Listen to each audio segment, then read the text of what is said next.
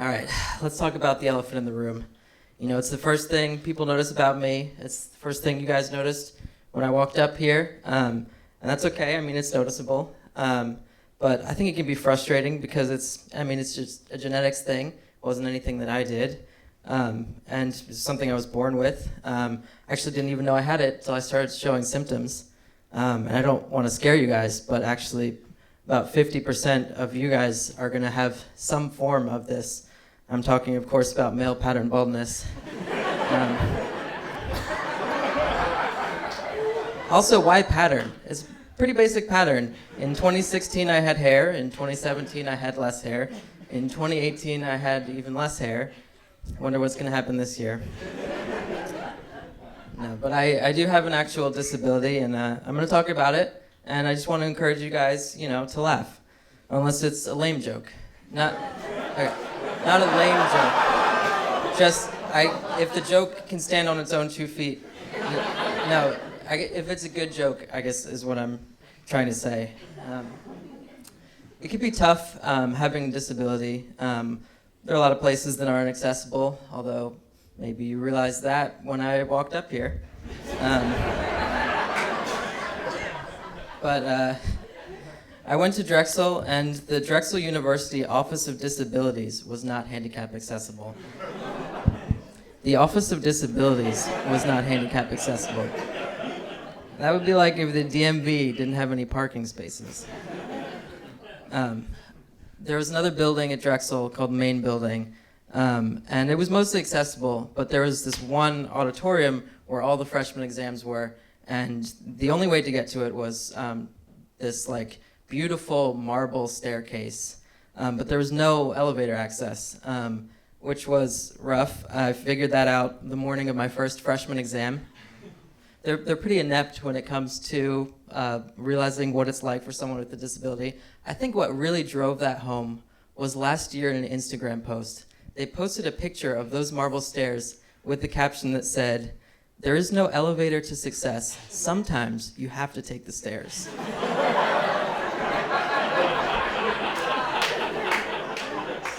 And I would say most of the comments of that were people tagging me.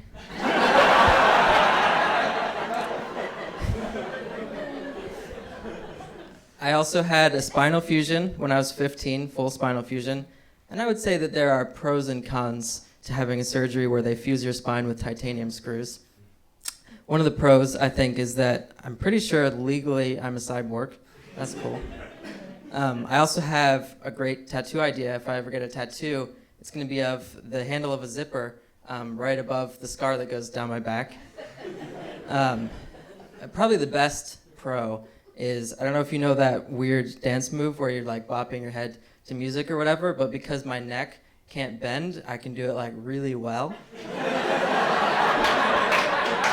So, but I would say one of the bigger cons was after I got my spine fused, I realized if I dropped something, I couldn't bend down to pick it up. And so I had to adapt. Having a disability is about adapting. So I bought one of those grabber things. It's like a long stick where you pull the trigger and you can pick something up, which is cool. For a couple weeks, my life was pretty good. And then one day I dropped something and I got the grabber and I went to pick it up and I dropped the grabber. And that takes a minute to sink in. And so I just stared at it. And then I pulled my phone out of my pocket and I ordered another one on Amazon. But then I thought, well, how far does it go? What if I drop that one? And then I thought, I guess there's a limit, because if I keep dropping them, eventually they'll pile up high enough to where I don't need to bend to pick it up. So, long story short, I have about 3,000 grabbers in my closet, and I'm about $10,000 in debt to Amazon right now. No. So, where are all my nerds at? Woo! Yeah, who's excited to see Endgame, Avengers Endgame? Yeah, that's going to be insane. It's going to be the longest Marvel movie that's ever come out. I used to roll my eyes at people when they told me how fulfilling it was to train for a marathon. But let me tell you, I have been training my bladder to last for 3 hours and 2 minutes while drinking a large soda and it is very rewarding. But I watch a lot of British TV. I don't know if you guys watch British TV, but my favorite show is Sherlock. Do any of you guys watch Sherlock? Yeah, that's a great show. I did realize that I shouldn't watch too much Sherlock in one day because it starts affecting me. There was one day where I binged a whole season, or series if you're from England, in one day. And yeah, it started affecting me. One of my friends texted me and I pulled out my phone and I looked above it because I thought it would be floating. But as soon as I realized my mistake, I saw that he had sent me a screenshot of an article that he wanted me to read. And I texted him back and I said, "Stop texting and driving." And he called me and he was very confused. He was like, "How did you know that I was texting and driving?" And I said, "Well, at the top right of your screenshot, I saw that you were charging your phone. I also saw that at the top left of the screenshot, you were on the 3G connection. If you'd been charging your phone at home, you would have been on the Wi-Fi, unless for some reason you decided to turn it off, in which case you would have been on an LTE network because there's an LTE tower less than a mile away from your house. So you weren't at home, you were driving your car using the car charger that you bought 2 weeks ago." Hello?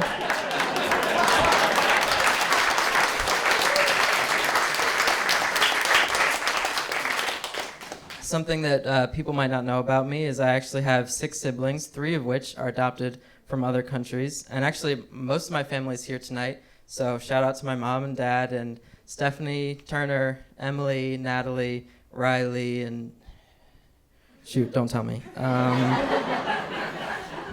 Zach. I don't have time to tell an embarrassing story about all of them, so I'm just going to embarrass one of them. I'm going to embarrass Riley, my brother. Riley is probably the best little brother that you could ask for.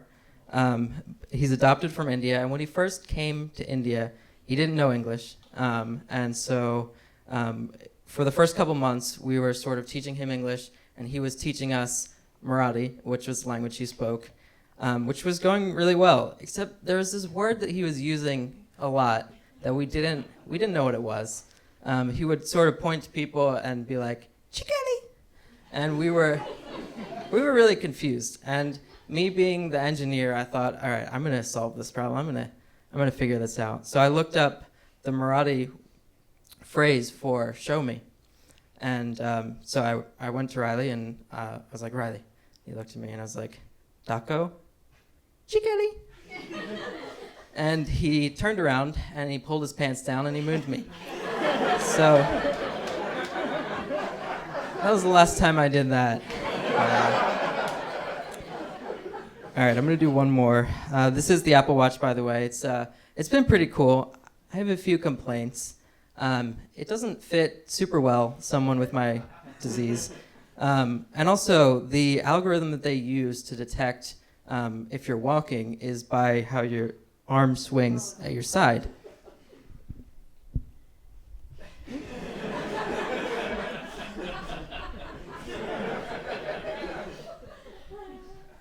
So I actually do a lot of walking, but my watch has no idea. So it sends me all these weird passive-aggressive messages, like, "Hey, you've been sitting for a while, why don't you try standing?" Or, "Hey, it's a great day to go for a run." Or, "There's no elevator to success. Sometimes you have to take the stairs." Thank you.